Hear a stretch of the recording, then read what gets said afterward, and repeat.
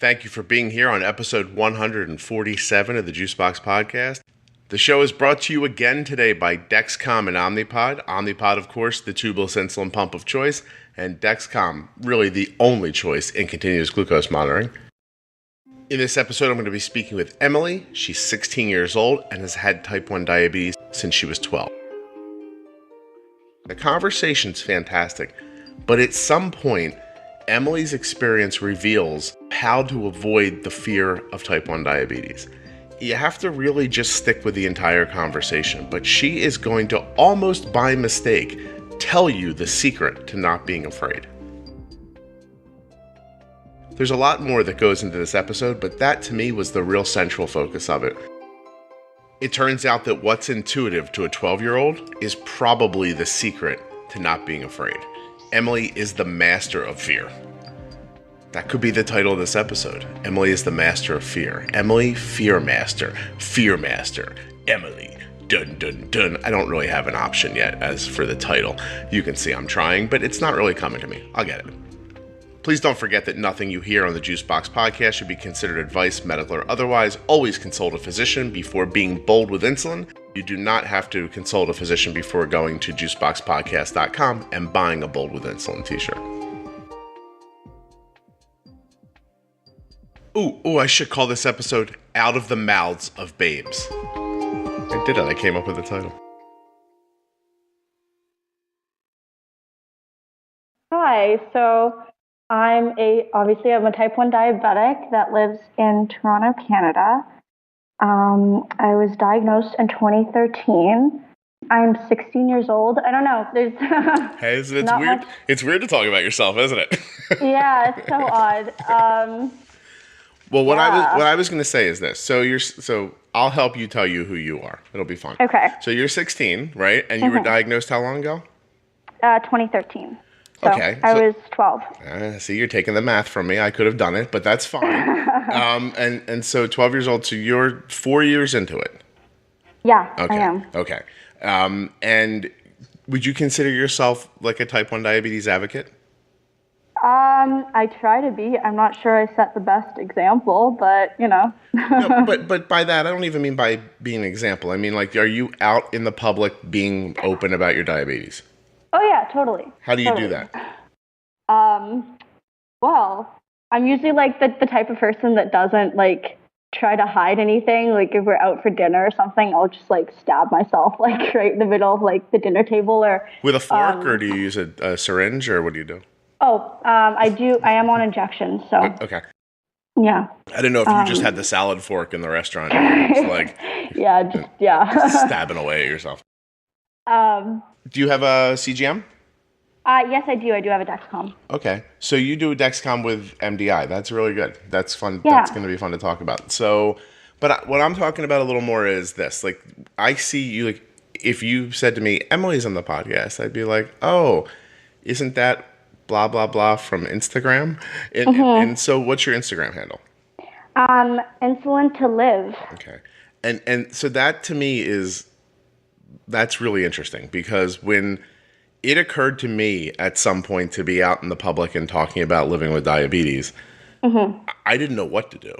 Like, you know, and so it was so long ago that, you know, as I kind of filtered through the internet, I was like, I could start one of these blog things.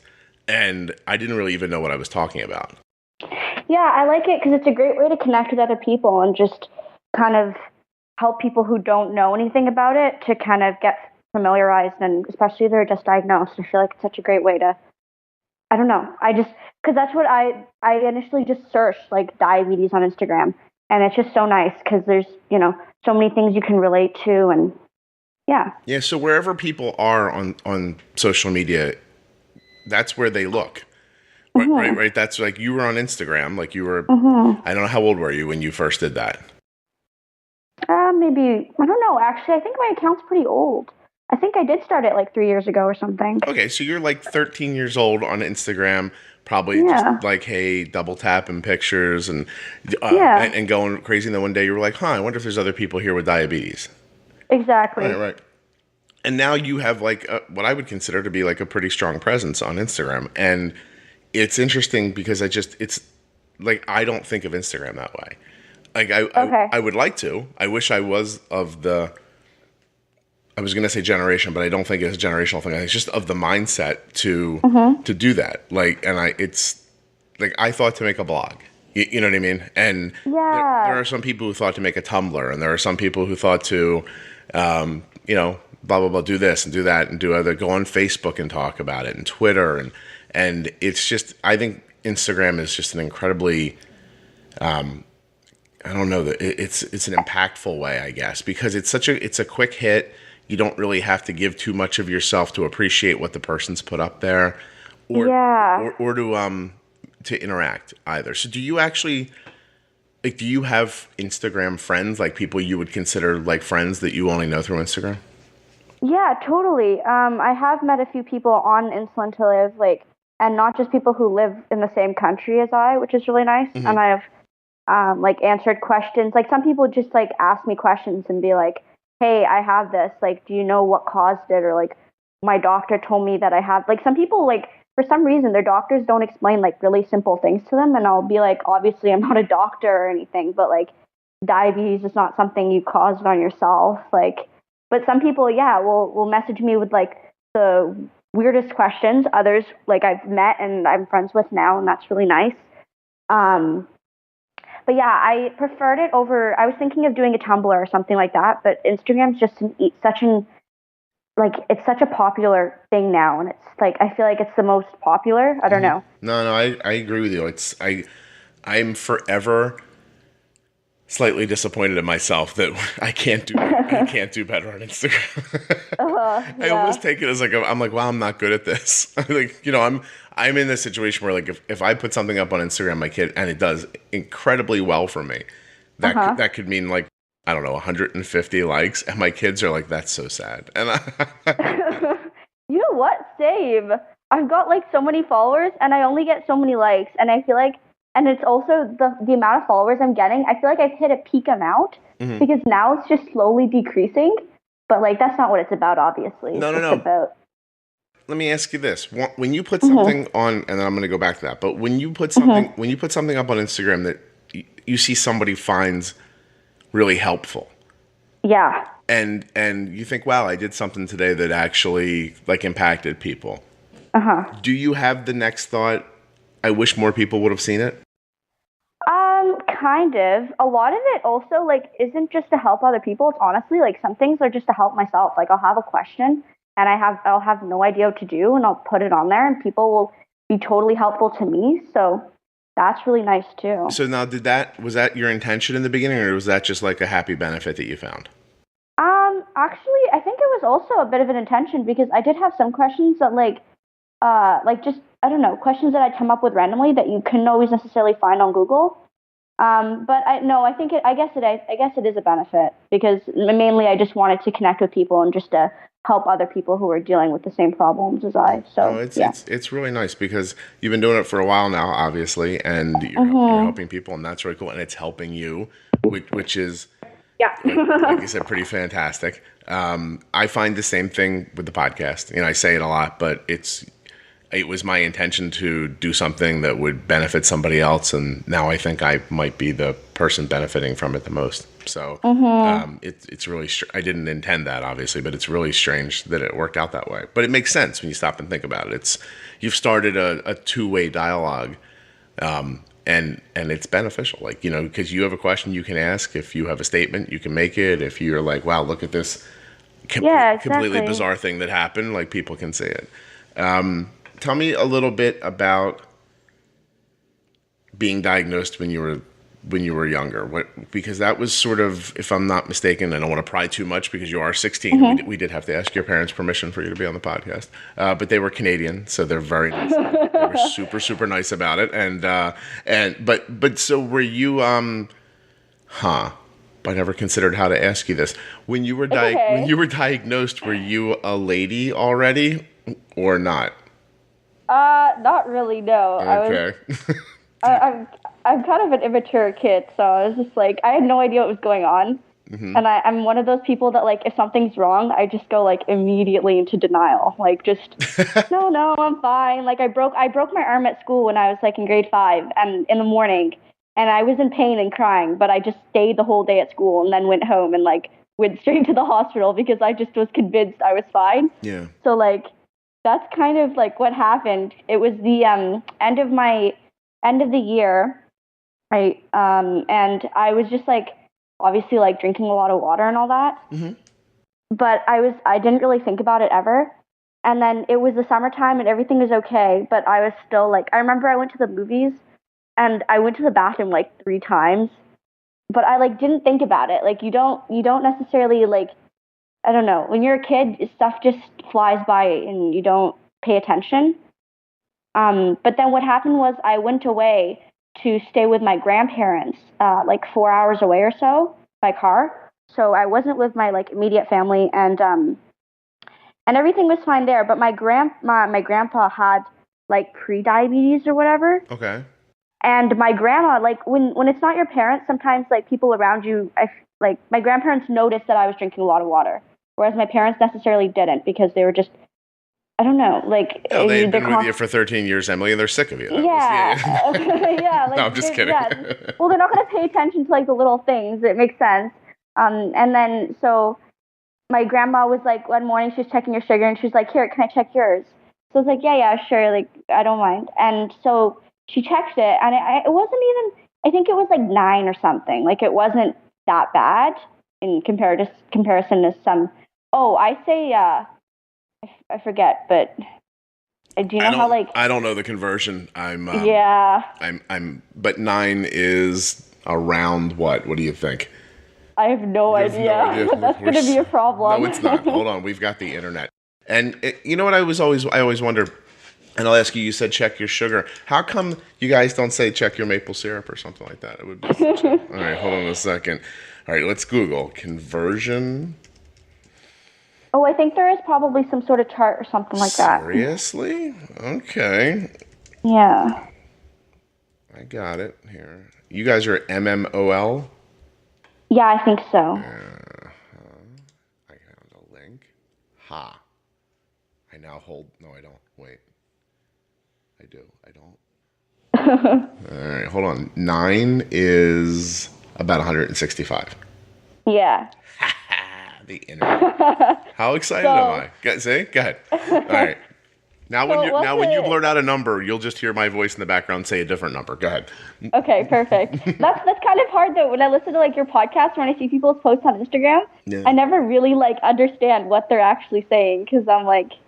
You don't know if they're celebrating or they're like, I don't know how to get my blood sugar. Well, listen, I'm looking at the chart. The lower your number, the lower our number. Okay. So when people, this is the 4th edition, and it includes blood glucose levels. So if I said my blood sugar is 90, which actually Arden's is right now, that's 5.0 for you. Oh, that's nice. Yeah. Okay. And so I'm going to send you this. Okay. You can put it on your Instagram and tell people, look, when you're talking to me, please do the conversions for me so I don't have to think about it. So your grandmother is a doctor, obviously. Obviously. Yeah, obviously. And does she live in some great named place like Saskatchewan or something like that? Or Ottawa, the capital. Yeah, that's not that much fun. Whenever you come up on fun Canadian words, please use them out loud. But okay. But so your grandmother checks your blood sugar, it's higher than it should be, and she okay. Then she acts like, I can't believe her parents didn't know. I knew those people didn't know. What happened was, I was like, oh, 9, like it's probably fine. And my grandma was like, I don't know, that seems really high to me. And then I went on Google, I went on Google and I was like, what's like a blood sugar range? Because in my head I was like, maybe there's a different blood sugar range for kids than there are for old sense. People or something. Old people and kids, right? I got you. really, really might be the title of this episode. I'm not 100% sure, but old people and kids is funny. And so, obviously, I went to, Diabetes Canada or JDRF or whatever it was that came up first. And it showed, I still remember, there was that thermometer, right? And there was, the red at the top, the yellow in the middle, and then the green at the bottom. And so I saw my, blood sugars were, in, the red. But I was still, in denial. I was like, yeah, I'm fine. I feel fine. Anyways, I'm kind of mad at myself for, not realizing sooner. You shouldn't be, though. I mean, that's, I get that you were looking right at it and chose to ignore it. But, listen, 3 times a week I'll text Arden. I'll say, hey, we have to test here. I'm not sure if I believe the CGM. And her immediate response is, I feel fine. Yeah. And then I respond, Arden, how you feel is not an indication of your blood sugar. We've talked about this like a billion times. It doesn't still stop her from saying it, and I think it's just a natural reaction. It is not people's inclination to imagine something's wrong. And I want to say this, Emily, because I think it'll make you feel better about what you did. Imagine living your entire life under the assumption that everything was going wrong all the time. That's not how our brains are wired. If we thought like that, you'd never make it through walking across the room, let alone a day. You have to believe, it has to be sort of burned in your wiring that things are going okay. Like, it's going to be all right. If I go outside, a tree's not going to fall on me. You can't even wonder that. Once you start turning into a person who's like, God, if I go outside, a tree will fall on me, then you have a problem. So you were having a very normal reaction to something, I think. Like, for instance, I'm 46, and I still think one day I'm going to get in great shape. It's never going to happen. Yes, you can do it. It's never going to happen, Emily. But that's not the point. The point is that every day I wake up and I believe the best for myself. And sometimes that's really important. But go ahead. I'm sorry. So you ignore the numbers, and then... So then my grandma called my other grandma, on my mom's side. Interesting. Who had diabetes. And it was like, hey, Emily here has got a high blood sugar. What should I do? So they actually gave her a help phone line or something of that sort. And I remember that my grandma and I called the line, or I don't even remember what it was, but the person who was on the phone was asking us all these questions and stuff. And then when we told her I was drinking a lot of water and peeing a lot and that was my blood sugar, they were go immediately to the hospital. So in Canada, they have a phone line like the Butterball hotline, but for diabetes? I don't know. I don't know. I guess that's what it was, but I don't know what the company was or what. Do you know what the Butterball hotline is, by the way? Nope. Butterball is a company that produces turkeys, and around Thanksgiving they put a hotline up that you can call and ask any question you want about cooking a turkey, and it's a free service. And I'm just thinking, is there a diabetes hotline that I didn't know about? Did you call the Bat phone? Maybe you were talking to Batman. Who knows? Yeah, right. That's crazy. I love that you're 16 and everything I say to you, I think you're not going to understand. But you listen to the podcast, right? Yeah. So does my... I like it. Well, first of all, thank you. And secondly, but so it's stuff, do you constantly find references just going by you, or... No, I'm okay. I'm not as corny as I think I am. That's excellent. No. Excellent. Good for me. All right, so now you're on the phone with Batman or the Butterball hotline or wherever you are, and they're like, hey, you have diabetes. Yeah. And then you go, my arm's not broken. Yeah, I'm fine. And then, no, but it's actually, this is kind of interesting because then we just went to the hospital and they checked us in and everything. And then I only stayed there for a couple hours. My doctor spoke to me and I had some nurses that spoke to me and they gave me insulin and they were literally just take this much every time you eat.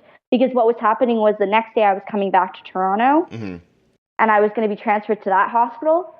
So I wasn't in the hospital for that long. I was in there for half a day.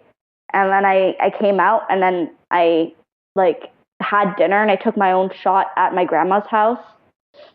And then the next day I came back home and I was I remember I was in the car and I was oh Mom, look at all this. And I just opened my diabetes bag and there's all these gadgets and stuff. And my parents are oh, okay, what is all of this kind of thing?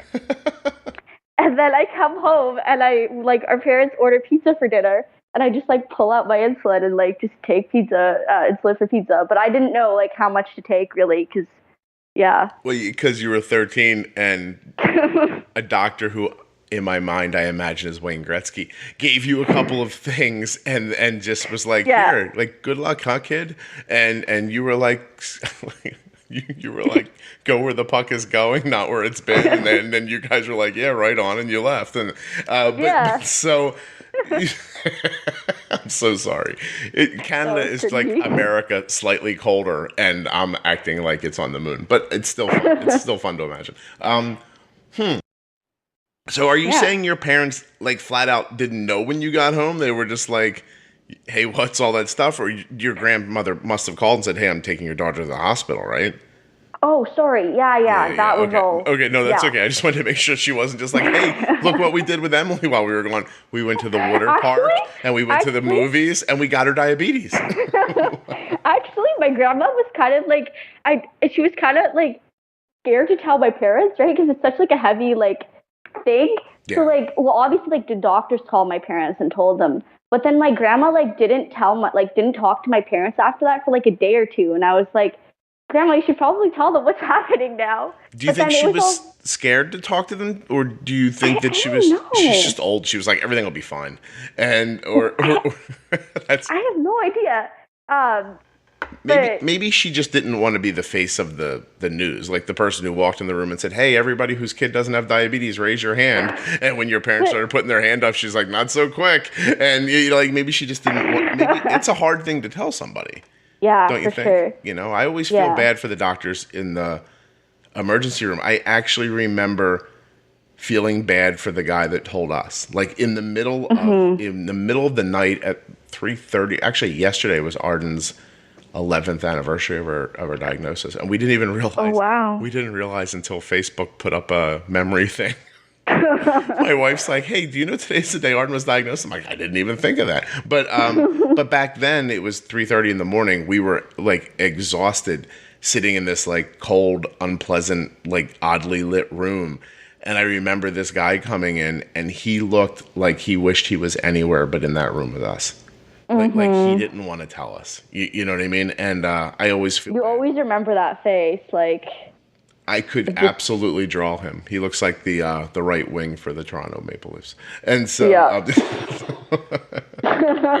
he does, but he did. He had dark hair. It was a little curly. He was about 6 feet tall. There you go. You know, like he just. I remember exactly what he looks like. And he wasn't even the guy who helped us afterwards. He just walked. He was just like He was the specter of death doctor. He just walked in and was like, hey. Your daughter has type 1 diabetes. He said her life's never going to be the same. She's going to need insulin to stay alive.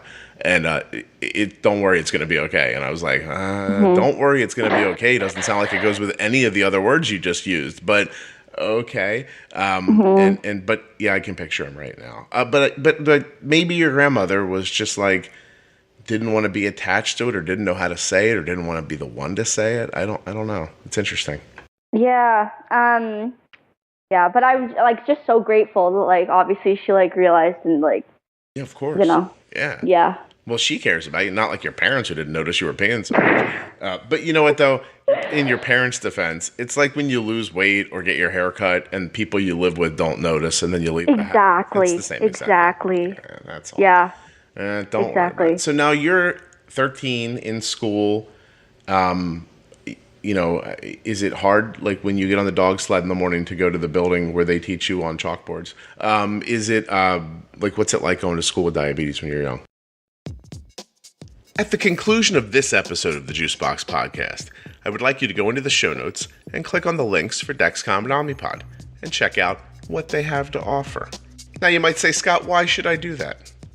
The answer is I'm commanding you with my mind.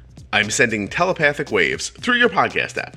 And I'm imploring you to click on the links. Now, that's not actually why.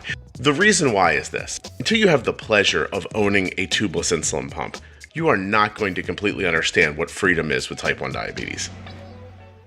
I talk about it here all the time, but the ability to bump and nudge your blood sugar is so key.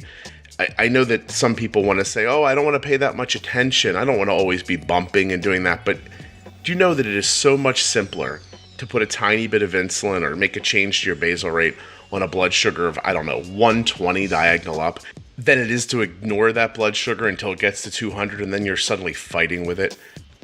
I want your days to be full of just happiness, not fights. I want you to be able to make a small adjustment to your blood sugar in 2 seconds that stops it from going up or from going down, and not spend hours and hours embroiled in this battle with your blood sugar. I don't want you constantly worrying about your kids. I want things to be quick and simple, in and out. quick hits. Oh, there's something to do. I did it. 35 seconds later, it's over and you don't have to think about it again. And to not be tethered to something, I mean, that's just a bonus, honestly. But if you go to myomnipod.com/juicebox, you fill out the tiniest bit of information, and Omnipod would be thrilled to send you a no obligation, absolutely free demo pod that you can hold, feel, touch, try on, and see what you think. Back then, it was kind of like I made sure like all my teachers knew I had diabetes. Honestly, now I don't, because they don't understand it, and by the time I explain it all to them, it's like it's kind of overwhelming for them. Yeah, sure. So I just tell them that like sometimes they get low blood sugars, and like the fact that I take insulin for low blood sugar won't even like make like they're not going to understand anything. So I just tell them that sometimes they get low blood sugars and I need to eat something.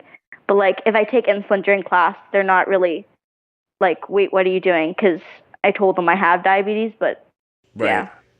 Wow, that's interesting. So you could probably be a well-functioning heroin addict, and they wouldn't even ask any questions. You're like, that girl just injects herself once in a while. She said it was cool, so we're good with it. Exactly, exactly. Well, that's that. Again, Canada. People are so nice. And then do you have to, do your parents have to put like plans in place or like legal documents about your care, or do you just basically say, this is what I'm doing? And I have none of that, yeah. Like I had to take my exams this summer, and I was like actually kind of concerned that like I could get a low blood sugar or something.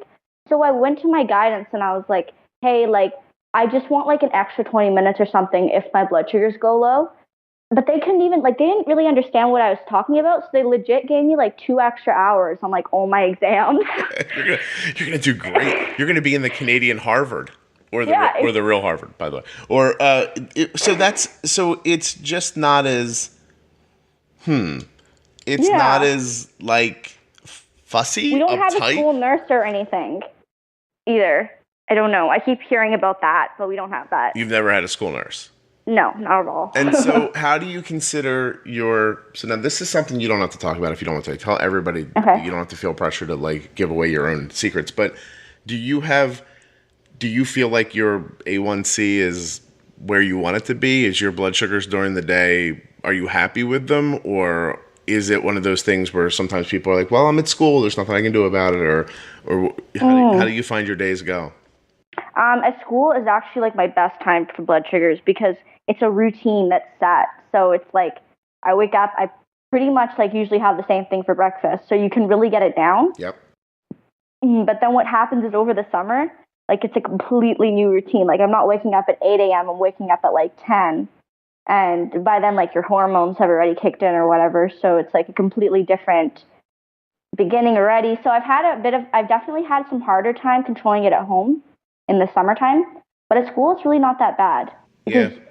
It's the this is interesting. I just realized that there's this great advice I give to people I talk to. And by the way, it's not really advice, Emily. And why is that? Because nothing you hear on the Juicebox podcast is advice, medical or otherwise. But it's this thing I say to people when I talk to them privately that I realize I've never said on the podcast. But you just made this great point, and I just said it to somebody a few days ago. Mm-hmm. You know, I gave them kind of like these sort of new tools to try to get things under control a little bit. And I said, it's the weekend coming. It's great that it's the weekend. And they said, why? I said, well, because I want you to do something that's going to sound ridiculous and really boring.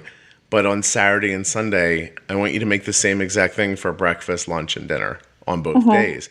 And they're like, why? And I'm like, well, because you can take a shot at it, right? You can say, okay, I think it's going to be this much and it takes this much pre-bolus. And then you'll find out what happens. You were still high afterwards or not as high as you usually are, or low or whatever. And then the next day, without any outside interference from food changes, you can make a different decision based on the information from the day before and then see where it goes. I said, if you take out the variability of the different foods, it's one less thing to worry about while you're trying to figure out the insulin timing. And I just think that's like, it's the simplest like advice in the world. But I then tell them the same thing you just said, which is I love it when school's in session because it's so regimented. She gets up at the same time, eats at the same times, like, you know, is active at the same times. It's so easy when you take away some of the variability. So, so you find the same thing then. At school is easier than summertime or something like that. You have summer in Canada? Yep. Does it snow there 12 months there? It's quite nice actually. We've had quite a warm summer. Right, or 0.7 months a year if you use the conversion chart here from 12. Sorry. But no, like in Toronto, it doesn't really snow that, like, it snows, but it doesn't snow like 5 feet or whatever, like it would in Ottawa or something like that. I'm assuming they didn't put one of the real big cities like in the middle of a glacier. Yeah. Right. Exactly. So school's pretty easy, but how was it back then when you were 13? You were just like, what did you do? Were you just like, hey, I'll take this needle and give myself about this much insulin, or how did it? Well, like, obviously when I came back home that summer, like, when I got transferred to the new hospital, they kind of took me into like the step-by-step process and like taught me everything again from scratch. And then, so I did figure out obviously my like insulin to carb ratios and stuff like that. Yeah, and would you say it's your experience, and for all the people that you see online who are sort of parents like wringing their hands, like, I can't send that kid to school unless he has a tank made out of insulin, and there's 16 nurses, one on each corner of the hallway, and someone's going to have to be with him constantly, and like, would you say to them, hey, none of that ever happened for me, and I was fine? There's been some talk recently about a new product, and people are calling it a CGM, a continuous glucose monitor, but it is not. It is not a continuous glucose monitor. It's a glucose monitor that you have to hold something to for it to show you your blood sugar. That doesn't give you an alarm. That doesn't tell you, oh my God, my blood sugar's falling. It's rising. That's not the same thing as a Dexcom. Oh, I'm upset, but I'm going to calm down for the Dexcom ad. Continuous glucose monitoring. You listen to this podcast, you understand what it does, you know how important it is. I really shouldn't have to say anything else. I should stop right now, just tell you, dexcom.com/juicebox, go find out more. But I won't. I'll give you a little more. There is a world where your child can be at school, or on a playground, or in a park, or at a friend's house, or at a sleepover, where you can see their blood sugar in real time. Going up, going down, how fast? Is this a crazy spike? Do I need insulin? Can I wait a second? All of this information comes from your Dexcom continuous glucose monitor. And with that feedback, you can make decisions that directly affect your health and your happiness and just how good your day goes. You know, if I test my blood sugar with a regular meter, I say, oh, it's 80. I don't know if it's 80 and it's falling or it's 80 and it's stable. There's a huge difference. Dexcom tells you your 80 is stable. Your 80 is actually drifting up. Your 80 is drifting down. Your 80 is falling fast.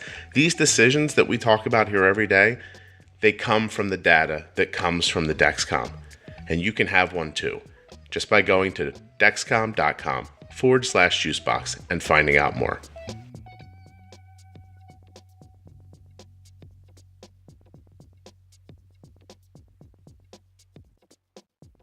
Do you remember at the beginning of the podcast where I was talking about how Emily is sort of going to just magically tell you how not to be afraid? Just listen to this. It's not that bad. But what I did do that, like, I really like my mom literally bought me like a box of those mini juice boxes, and I put it at like the top of my locker shelf. And so if I didn't bring juice with me to school, or if I didn't have something to eat when I was low, I could just go to my locker and I had this huge box of stocked juice boxes. And did you ever that was great. Ever have a bad low at school? Yeah, actually. Okay. First I want to say that I had a teacher who was really funny, and he would say that every time I was low to ask him for a Mars bar. He just had like a whole bunch of them in his desk. Right. But all the other students would never understand, like, why was I asking my teacher for a Mars bar just like randomly during class? And like he wouldn't give them to any other students. It was kind of just a joke between like the students and the teacher and stuff. And so that was really nice until my mom told the teacher, like, hey, it's okay, she has juice, you don't have to give her a Mars bar. So there's this teacher with a Mars bar problem who was using your diabetes as an excuse to keep a bunch of Mars bars in his desk, is what I'm hearing. But but how you said you had a bad low? How low? Yeah, okay. Like, were you unable to help yourself, or not that? Okay, well, it wasn't as much of a bad low as it was just a bad timing. I was doing a musical for school. Mm-hmm. And I was just about to go on stage, and I had a horrible, I was getting really low. And so what happened was I didn't have juice on me because, I don't know why, but I didn't have juice on me. So I had to like go back to my locker, but they had to like pause the musical for me to go and get my juice from my locker. And like I chugged that thing well, down. Hello, Dolly. Oh, everybody, just 1 second. And exactly. And so it wasn't bad, like you weren't incapacitated. It was just really horribly timed. So what I'm assuming is now, as you're speaking, once this, gets released, is just a ton of Facebook support groups where parents are shutting down because they're just like, oh, apparently we're worried about a lot of stuff for nothing. I will tell you that I never do this because I don't want to make people feel badly. But, there's a big deal. When school starts again, you see a lot of moms are like, okay, here's the supplies we're sending. And it looks like a military drop. Like, you know what I mean? Like there's like giant skids of things wrapped in like saran they're going to have to parachute it into the people on the front lines. Like, it's so much stuff. And when Arden starts school back up in a couple of weeks, we take her nurse. This is so funny. We take her a brick of juice boxes, an Omnipod, just one, and I give her a ketone meter because that I actually want to be in the building. Wait, that's a thing? Yes, I have a blood ketone meter. It's so great. You just I don't know. You just test your blood sugar, except it tells you your ketones instead. I'll put a link in the show notes to it, and I'll send it to you so you can see what it is. But so it's these 3 things, and we bring them in, and I'm like, I only do it to make the nurse feel better. And then at the end of the year, I go back, we throw out the juice boxes, and I take my Omnipod back, and I give her a glucagon too, because that makes her feel good. And I'm like, here's a glucagon and an extra pump. Now I put the extra pump there in case Arden ever needs a change, and I bring a pump that somehow fails, and so we have an extra one.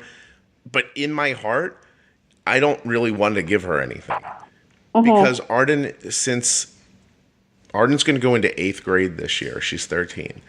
And she has not been to the nurse for diabetes since 2nd grade. Wow. So when I see everybody with their stuff, I don't want to make them feel badly. So I'm not like, hey, here's our stuff to go this year. It's a glucagon thing. But at the same time, I'm like, wow, you've sent enough stuff in to keep 7 kids with diabetes alive. If they had a problem every day. And I do know, but I understand the anxiety. Because I had it too. But your parents didn't have it? Did they not know enough about it to be anxious, or were they just super zen people, or? I don't know, actually. I think it's kind of both. I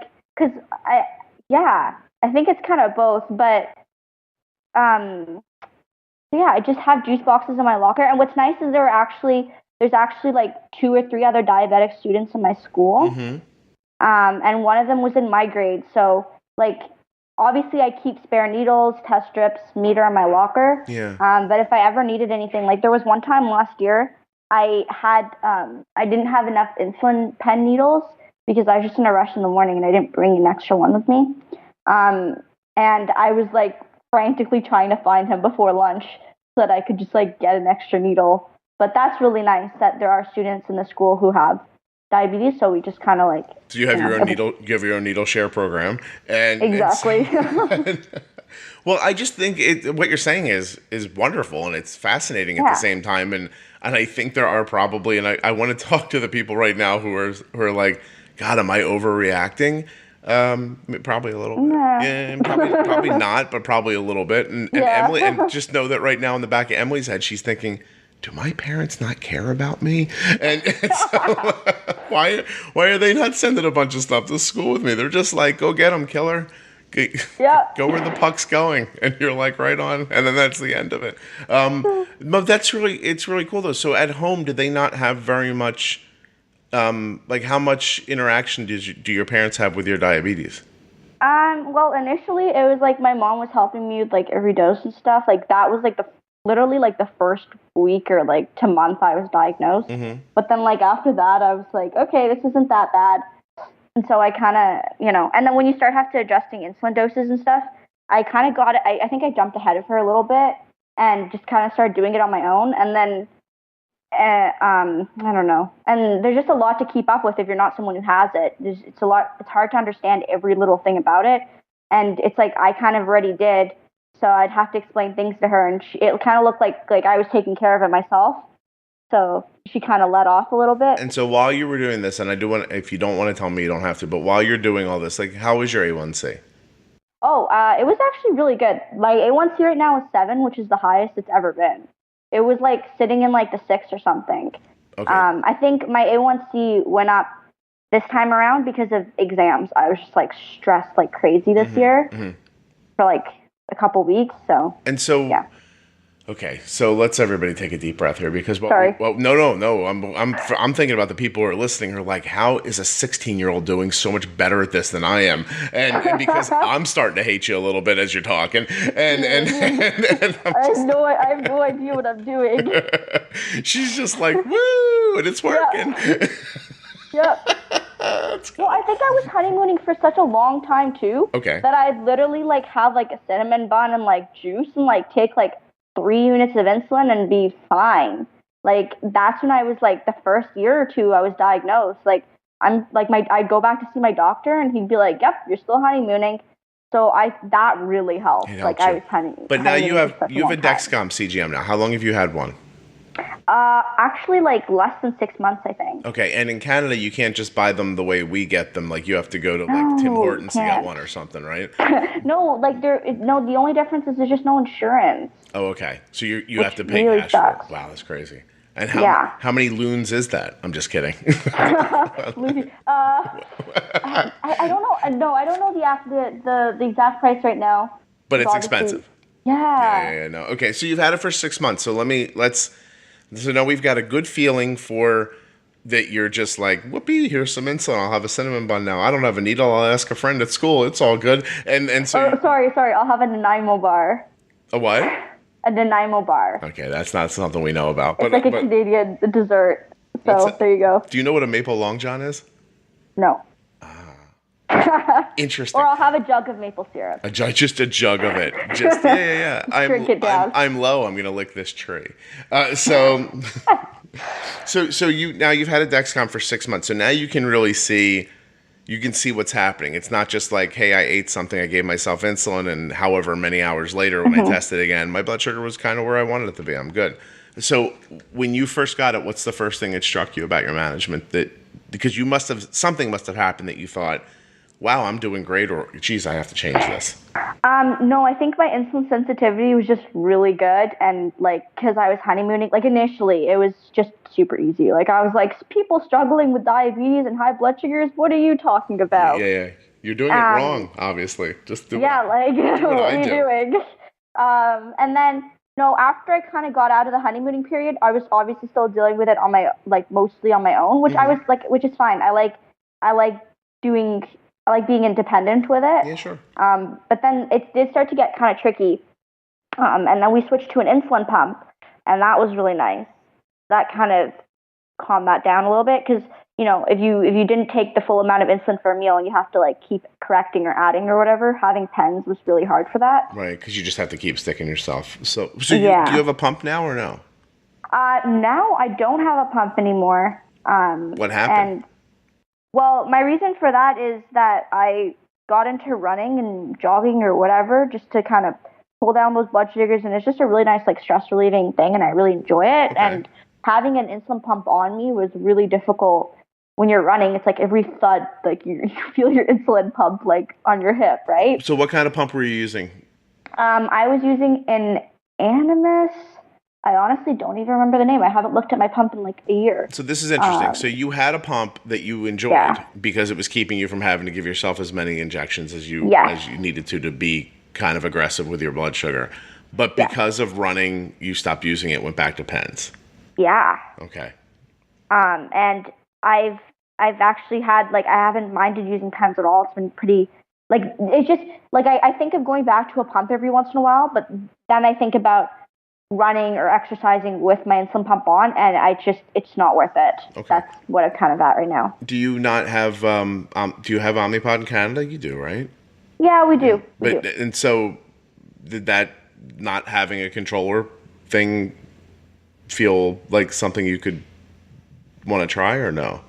I've thought about it actually. Yeah, it's just the problem is I have my old insulin pump just sitting in my bedroom right now. You don't want to be a person with two insulin pumps. You're like, I have two different insulin pumps. I'm fancy. But so I'm not trying to.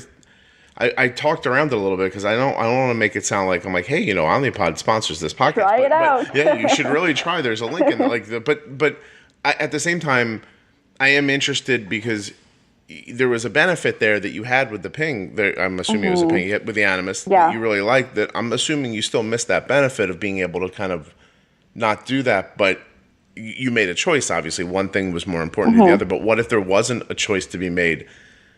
Would you want it back if that didn't exist?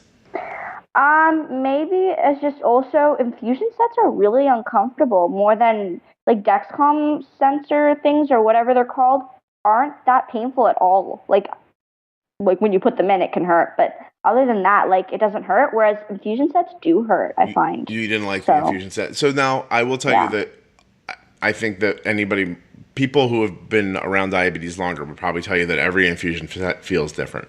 But I get that if the one you got that wasn't comfortable, I'd be thinking about that too. Actually, I was 16. I'd be like, you know what, that hurt. So we're not doing that. What's the point? Yeah. Okay. So that is very interesting. So you're still being, so you listen to the podcast. Like, do you employ any of the things we talk about? Do you give yourself insulin before meals or do you? Something. How do you manage a meal? Okay, well, so I don't eat meat, so I do eat a lot more carbs than like the average person does, I think. You don't eat meat, you're saying? Yeah, I'm vegan. Okay. So for a meal, for example, I'll have like around 30 to 60 carbs on average. Okay. And I like pre-bolusing. Like that was something I didn't take seriously until you mentioned it, until I heard your podcast, and I was like, yeah, I really should get on board with that. And so pre-bolusing really helps. I'm excited to like go back to school and really try that because that wasn't something I did throughout the school year. Another thing that really, usually I'll pre-bolus for my meal, and I usually guess the amount of insulin I take. I honestly don't use insulin to carb ratios because I don't either. I really hit. Last night I made I'm sorry, you're a vegan, so I feel bad. I don't know. I don't care. I'm just saying I made how many carbs I take. Yeah. I made pulled pork yesterday. So it's pork, but then it has barbecue sauce on it, and then it's on a roll, and then we had it with chips, and I got Arden's bolus for that. So perfect. I was just like, when it was over, I thought there should be like an award show right now because I could get up on stage and receive my award now. It just worked out so well. And then late at night, she's like, I want to get a snack. And I was like, sure. And she wanted popcorn. I made her popcorn.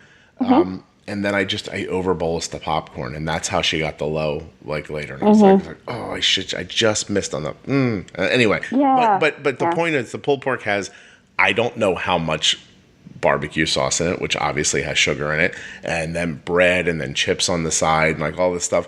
And I just looked, and she squirted like some sauce she was going to dip something in, and I just remember looking at the plate. And carb counting's so hard to like have an insulin to carb ratio and like exact it, and just.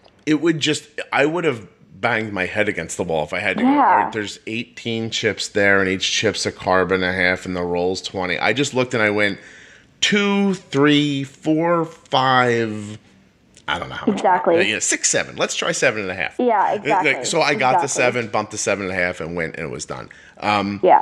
When you can get to that point, I just think everything's a lot easier. And by the way, I think that most people who have had diabetes for a while just look at a plate and go, I think this is about this much insulin. But when you're wrong, then what blood sugar do you not allow yourself to go past before you give yourself more?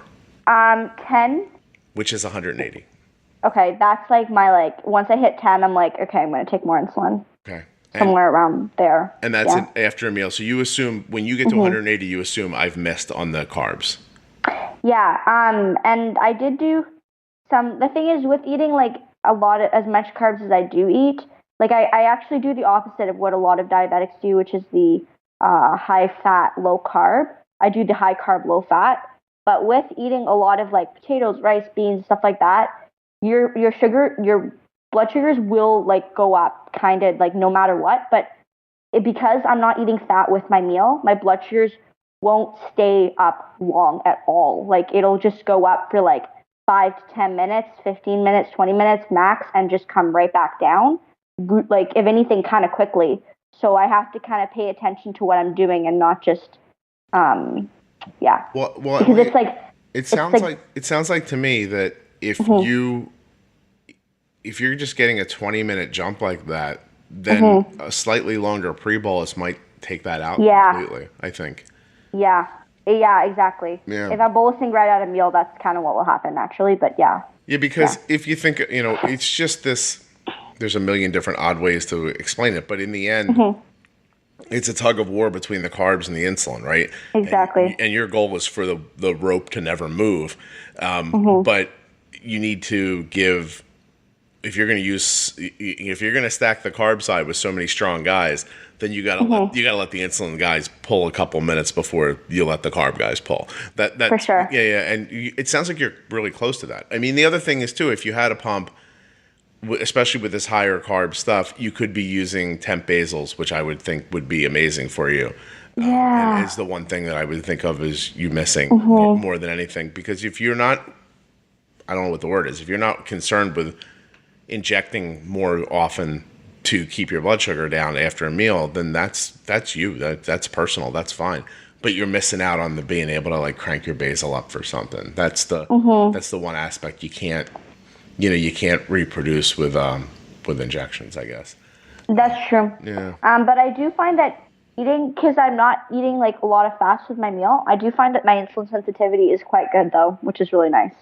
So that's excellent. So it works the way you expect it to. Yeah, for the most part. Until I have like a bad, like if I have like, for example, cake or something, then that's like all hell breaks loose. So like, if I'm having like a bowl of rice, then yeah, it's pretty good. Yeah. We were at a going away party for my niece. She's leaving for college, and so there was like a dinner, and it was one of those things like you got there and there were just snacks everywhere.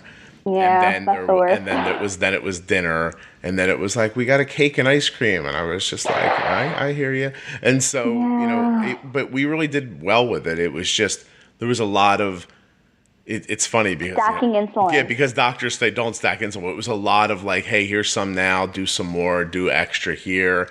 Got ice cream. Yeah. You think you're going to eat all that? Like there was a lot of those little like sidebar quick conversations, but we did a good job. I mean, we kept our blood sugar. It was really good actually there. Good. But it was a lot of that. It was a lot of here's a little more, here's a little more, here's a little more. If she was injecting and was a person who didn't enjoy, or was, kind of bristled about the injections, I don't know if she would have skipped food. Like I don't know what people do in that situation. When they don't have do you ever do that? Do you ever look at food and go, it's not worth it? No, actually, I really try not to, but sometimes I had that same scenario. We went out for dinner with friends, and I got like appetizers, and then the appetizers were like, nachos or whatever. So I took like a whole bunch of insulin for the nachos already, because what happens is, for example, like if I have a pizza without cheese, like that's still like 60 carbs or so, but I can take way less insulin for that than I'll take with pizza with cheese. Okay, because the fat's gone. Sorry? Because the fat and the cheese is gone. Exactly, yeah. But the second, like, for example, we were having nachos with cheese and stuff like that. And, like, it's hard to be, you can't, for my own mental health, like, I'm not going to force myself to be vegan 100% of the time. So because I had nachos with cheese and stuff, I was, like, trying to just have nachos. But, I still did take a bit more. And then we had dinner, and that for me was a veggie burger with fries. So then I had to take a whole bunch more insulin on top of that. And then we had dessert, which was cake. So then I had to, I injected myself like 4 times in like, span of 3 hours. Well, that's really cool. So the injections really don't bother you at all, huh? Not really, yeah. That's cool. No, it really is. Because I think I'm about to put it out, but we did this episode where it was about MDI. And somebody's like, well, how do you do what you do, but without the pump? And after the conversation, I said, you can't completely because of the inability to adjust the basal rates. But in the end, the answer just is you have to be willing to inject a lot. And if you you just got to suck it up. If you are, then then it's completely possible. It just, you have to be willing to do that. And if you're not, then it's not that it can't be done with MDI. It's that you don't want to do the things that it's going to take to do it with MDI, I guess. Or you just got to master, like, carb counting perfectly and pre-bolusing perfectly and, like, hope all you get you it have right. to do is figure out how to count carbs completely perfectly and pre-bolus the exact right time, and you'll only have to inject one time.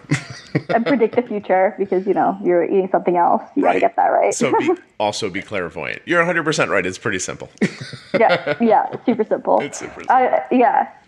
I've had to, like, explain... Okay.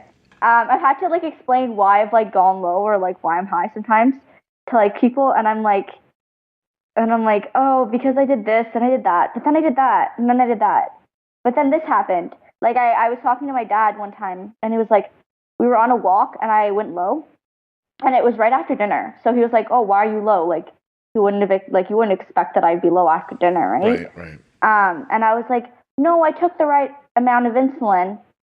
And everything was fine. But then what happened was I didn't calculate the fact that I just gone running like 3 hours earlier.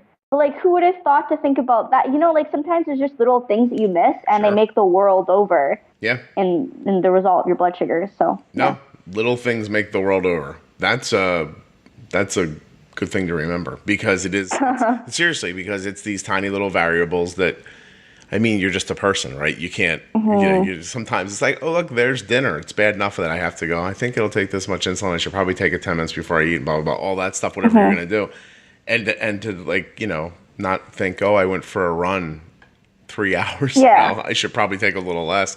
That's just. And it's like, oh, and, you know, I'm feeling kind of stressed. Like, oh, I should put in more insulin because I'm stressed. Like, the day that I realized that I had to give Arden insulin for adrenaline while she was playing sports, that was like, I remember thinking, I can't believe I'm about to give her insulin. Her blood sugar is 100.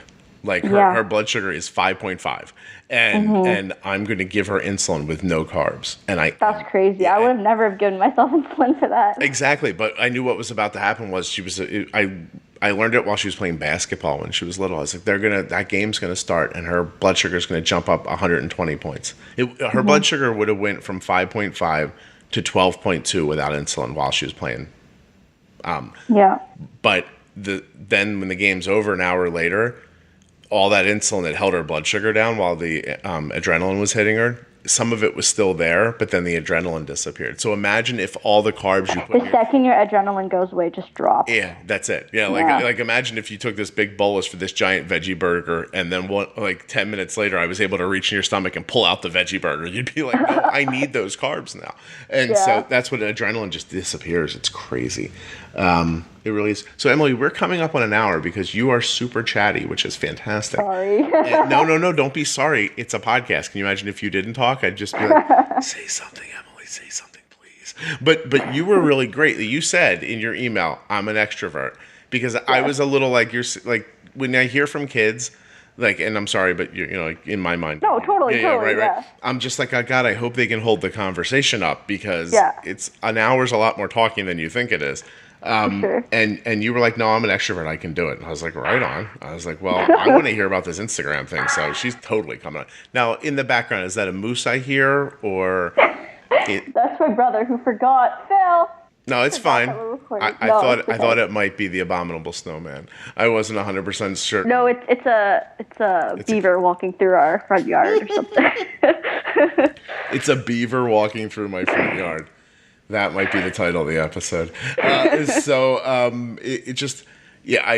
imagined you live in a city that looks exactly like most of the places in America. Yep. Yes. But in my mind, there's a moose and a beaver out front, and they have this. And an igloo somewhere, probably. Yeah. No, that's it. And that bird that you guys only have that we don't have. I don't know. Yeah, I don't either. I'm just. Is it a blue jay? I don't know. Everyone has those. Emily, stop being silly, please. So tell me, because we do have a couple minutes, and I want to get a couple things out of you real quick. But as a 16-year-old listening to a podcast, first of all, how'd you find the podcast? You just search iTunes, or? Yeah, I think I saw your Instagram first, or I saw someone else who's talking about the podcast on Instagram. And so what's been your takeaway from it so far? Like if you could say to somebody, the one thing I've gotten out of this is just like how like, because you realize that people are dealing with the same issues, but then you don't realize on what level. And like, it's really relatable, the podcast, obviously, because I have the same problem. So, yeah. So it's for you, it's mostly community, like finding community. Yeah. Okay. Yeah. It's not as much nuts and bolts about the insulin and stuff like that. I've definitely learned stuff, like being bold with insulin. Like I know my endo is like really, really nice and informative, but I think he's more on the safe side with things, right? Whereas this is like, you're kind of like, no, like if you think you need this much more insulin, then like take it. Like, you know, don't be more or less on the safe side. Well, I shouldn't say that. No, but isn't it interesting that we call like letting your blood sugar be high the safe side? Yeah. Yeah. So that's that completely lends to the idea of how dangerous insulin can be if you use it wrong. Mm-hmm. You know, like that you would consider like, hey, I'll just leave my blood sugar high my whole life. Sure, maybe when I'm 40, my fingers won't be able to feel like things, but you know, at least I'm not dead. And you know, like it's a weird trade-off to make. But I get it. Like I understand how the fear hits people, but that is sort of my goal is to hope people are just like less afraid. But you're not afraid of anything, so you are like fearless. I don't know. Well, you're probably afraid of like weird stuff like boys or school or like that kind of stuff, right? So that's really interesting. Do you date? No, I'm not dating. By the way, good. I appreciate this. Let's spend the last 2 minutes. I'm going to give you some good fatherly advice. Okay, go. Boys are terrible, and they will only ruin your life. I have destroyed my wife's life, and I loved her, and I didn't even mean to, but I made her. I gave her these kids, and now we have a house, and she seems What sad. did you do? I know. I just liked her, and I liked her right into a life she didn't want.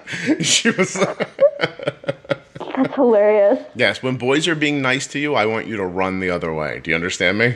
And this is the same information your father would give you. Just run. Yeah, actually, it's very similar to what my father would tell me. Yeah. Mm-hmm. Yeah. Just absolutely. Boys are icky, I think, is what you should learn from all this. All right. So what have we learned from talking to you? It's like a wrap up for me in my mind. I think we've learned that there's seriously the lack of fear that existed in a 13-year-old seriously led to you learning so much about your diabetes because you were able to just say, hey, I did this and this happened, or I did this, I should have done that, and pick and figure your way through it because you weren't at 13 thinking, if I mess this up, I'm going to have a seizure and fall on the floor. You weren't thinking about that. You were like 13. You were like, I got to get through my day. I got to go to my locker and get my stuff. I have to do this. Yeah. I think that there's seriously a huge lesson in the story of how you started taking care of yourself. Like there is, people should wonder how much of the impediments they're seeing are self-inflicted. Like because that's what I got out of this is that a lot of the fear I had at one point I may have put on myself. So that's it. But the fear is inevitable, right? Like sure. It's natural. Yeah, but I think it's how you respond to it is the question. Oh yeah, that's true. You know, like do you look at it and just throw your hands up and go, well, I'm just going to leave my blood sugar at 11.3 because I don't want to worry about a low blood sugar today. But you didn't think about that. And so you were able to really figure things out because you were, I don't know, you had you just got to do it. Yeah, and you were naive like a 13-year-old, so you weren't worried about all. But just seriously, myself, yeah, right. You just like here, I'll just jam this thing in here, and it'll be fine. I'll do it again if I have to do it. No worries, it's all going to be good. Blah blah blah. Seriously, that if people didn't take that from this, I don't think they were listening to you. So I think that's what I'm going to remember from this is the next time I feel scared from something, maybe the thing to do is just not to overthink it. Yeah, you know what I mean? You really can't. Yeah, no kidding. Emily, you're fantastic. I wish you were my daughter. Oh, but, no, you don't. Seriously? All right, before we go, why do I not want you to be my daughter? What's your big, what do you do that I would be like, oh my God, why is this kid in my house? You know, this was like, I had a job interview the other day. The lady was asking me like my boss, I guess, was asking me like what my biggest weakness is. And I was like, I don't know. Like, you should have said, I can't think of my weaknesses. It's my biggest weakness. Yeah, actually, I did say that as a joke first, and then quickly found something and just said that. Then you were like, I need this look job. Very happy. Yeah. I need this job. I better say something. And so you are now assistant to the Queen, or what is it you're doing? I'm just working at a bakery now. Oh, that's nice. There's no better place for a person with diabetes than a bakery. I know. I just thought of that. Yeah. So are you like out front, or are you making the food? I'm now interested in this. I just serve customers, and like she was actually making me go through like my training, and she was like making me memorize all the different names of all the cookies and stuff. So yeah, I just serve customers. That's cool though, and it'd be interesting for you too, because you're going to be walking around a lot more all of a sudden. And that's true. Yeah. At least if you get low, you'll be good with how to handle. There'll probably be powdered sugar in a giant pile somewhere or something. Exactly. Like that. I grab a handful of cookies. I actually worked in a bakery when I was like 19. But I was making the food, and the job started at 2 a.m., and I did it for a very short amount of time. And I was like, I am not a person who can go to work at 2 o'clock in the morning. So I stopped. But I wish you a lot of luck with your job. I know you're probably saving up money to... Travel. Really? Where do you want to go? I don't know. Maybe France or something like that, yeah. By yourself, do you imagine, or are you going to let somebody come with you? I don't know, just like after high school or whenever. Just saving money for the sake of... Saving up money so that you can travel after high school. Mm-hmm. All right, I'm back to wanting you to be my daughter. That was pretty cool. Good answer. All right, Emily, I really appreciate you coming on the podcast and being interested in doing this. Thank you so very much for taking the time.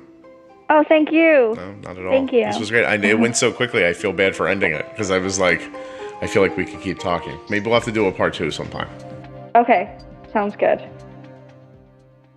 The Juicebox Podcast is proudly sponsored by Omnipod and Dexcom, and I want to implore you to click on the linkies in the show notes and find out more about them. Let's thank Emily for coming on and being so fantastic, honest, open, and for just sharing with us her attitude that I think is the basis for, like I said earlier, for getting rid of your fear. There is something pure and intrinsically important about how she spoke about her diabetes, and really, if you take one thing away from this episode, it should be that feeling. I will see you next week with another episode of the Juicebox Podcast.